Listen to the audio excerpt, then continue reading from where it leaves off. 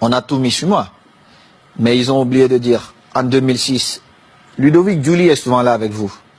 Franck n'a pas parlé au vestiaire pendant la mi-temps, quand on perdait face à Arsenal. C'est moi qui ai tenu le discours. Moi, j'ai parlé. J'ai dit ce que je pensais à chacun d'eux.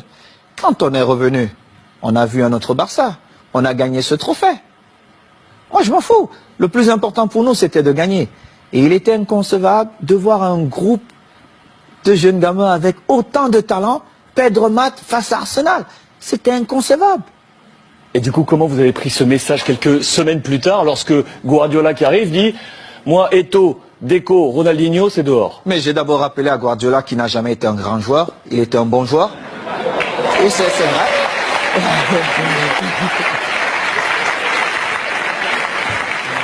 Mais c'est vrai. Je le lui ai dit. Et j'ai rappelé au passage, si c'est le coach, lui, ce qui me le dit, je dis, ok, je ne peux rien dire. Comme joueur, on connaît aussi Pep, mais surtout comme entraîneur, il n'avait rien démontré pour qu'il arrive dans un vestiaire comme le Barça, il ne connaissait même pas l'histoire du vestiaire, et qu'il se mette à dire certaines choses. Et en plus, ce qui me faisait encore plus mal, c'est qu'ils inventaient des choses que la presse relayait. J'ai eu cette discussion avec lui, et j'ai eu une très très belle offre pour aller jouer 6 mois en Ouzbékistan où on me payait 26 millions de dollars. Et dans son bureau, avec Tiki, il me dit « Oh Samuel, ça peut te faire du bien, vas-y. » Et je lui ai dit « Celui qui va te faire gagner, c'est Eto'o. Mais tu viendras me demander pardon. » Et je suis resté à ma place. J'ai continué à m'entraîner, nous sommes allés aux États-Unis, et nous étions à Houston, dans le vestiaire. Il dit avant le match, ok, nous allons changer de dossard. Oh, tout le monde dit, oh, c'est l'entraîneur qui le fait maintenant, c'est surprenant. Et il dit, Titi, tu vas prendre le numéro 9 de Samuel. Titi Henry. Oui, Titi Henry, tu vas prendre le numéro 9. Et Titi était bien content. Et tu portera le 14. Tout le monde était surpris. Et c'était un manque de respect total. Et je ne pouvais pas l'admettre.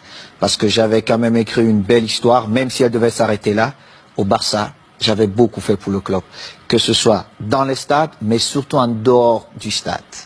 En dehors du stade. J'ai toujours été là pour tous mes coéquipiers, pour tous les clubs. Vous êtes resté 1 an avec Pep. Je vais vous dire. Alors, il joue, je suis au banc de touche. Quelques jours plus tard, on joue contre une équipe de Mexico, Chivas. Chivas. Et il a le malheur de me donner 20 minutes.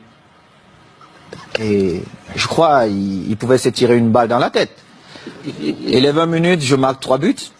On revient à New York contre Red Bull. Bon, il se dit, bon, voilà. Il me renvoie dedans. Je marque encore 3 buts. Il était obligé de convoquer une réunion. Mais comme il n'a jamais eu le courage de me dire les choses en face, il est passé par mes coéquipiers. J'étais en train de dîner. Et le délégué vient, Carlos Nava, il me dit, viens, j'ai une surprise pour toi. Moi, j'étais pressé. Je me disais peut-être c'est Beyoncé qui m'attendait.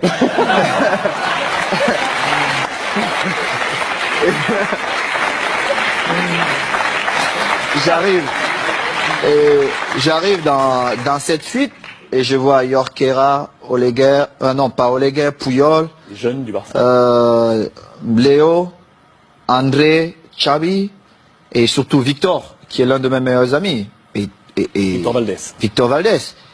Et je vois Pep qui est au fond. Et mon visage change. Parce que j'étais très agressif quand je voyais Pep. Mon visage change. Il n'a pas parlé. Alors Makina, Xavi, il prend la parole, il me dit, bon négro, comme on te l'a toujours dit et on l'a manifesté, on veut que tu restes et il faut que tu trouves un terrain d'entente avec Pep. Et j'ai dit, moi je parle pas à Pep. Il doit me présenter ses excuses. Parce qu'il m'a manqué le respect ouvertement. À plusieurs reprises, et je n'accepte pas ça. Moi, si vous ne me respectez pas, je ne vous respecte pas. C'est comme ça, la loi chez moi.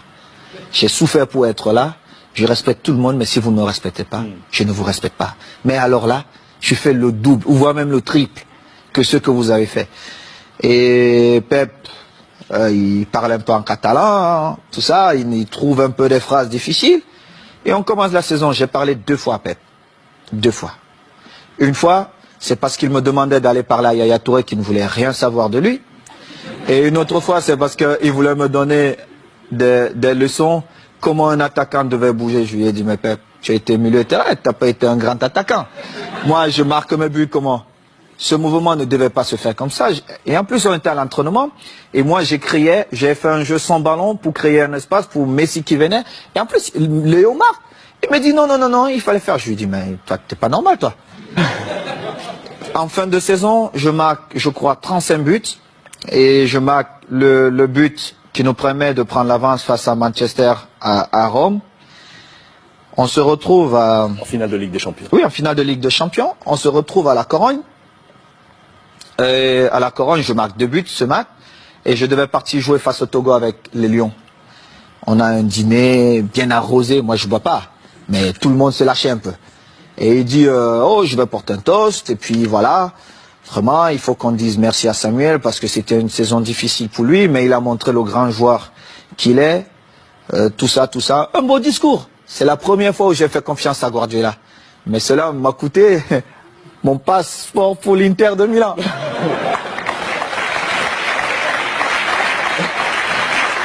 Et du coup, quand vous l'avez croisé ensuite à l'Inter, parce que vous l'avez croisé, on a une belle photo de vous en poignée de main. Regardez mon visage. Parce que Guardiola, il m'a vu dans le tunnel. Est-ce qu'il m'a salué dans le tunnel? Il ne m'a pas salué dans le tunnel. Il a attendu là où il y avait tous les caméras. Moi, quand il a regardé le visage de Thierry Henry, ça dit tout. Parce qu'ils ont vu la scène. On était tous dans le tunnel.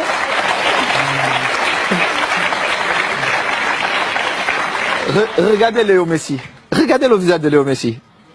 On était tous dans le tunnel.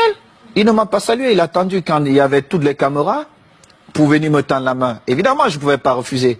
Parce que le mal-aimé ou l'enfant détesté, on devait dire, ah, voilà, Samuel a encore fait des siennes. Mais seulement, les gens ne connaissent pas les dessous. Parce qu'il aurait bien pu me saluer dans le tunnel. Moi, j'ai eu des différences avec le code lors d'un match espagnol de Barcelone. Je ne sais pas si vous vous rappelez. À Majorque. Mais j'ai beaucoup d'estime pour le coach. Le football, c'est ça. Entraîneur de l'Espagnol. De l'Espagnol. Contre Majorque. Contre Majorque. Vous êtes envoyé un petit peu. C'était difficile pour le code, mais moi, je devais défendre Majorque et j'ai fait mon boulot. Et c'était pareil. Donc, c'est une histoire comme ça. Mais bon, après, on s'est retrouvés, Pep et moi, on a fait la paix. Et je suis content, mais la vraie histoire, c'est celle-là. C'est que Pep, peut-être dans son envie de gagner, n'a pas respecté certaines choses dans le football. Et heureusement pour lui, j'ai marqué quand même 35 buts cette saison-là qui nous ont quand même permis de gagner. Chichi cette saison. Qui nous ont permis de gagner tous les titres qu'il a gagnés. Et il est bien content parce que c'était ses premiers trophées. Saison où le Ballon d'Or arrive dans les mains de Léo Messi. Mérité. Vous êtes 10e de ce classement Ballon d'Or cette saison. Je ne regardais même pas ça, mais Léo l'a bien mérité.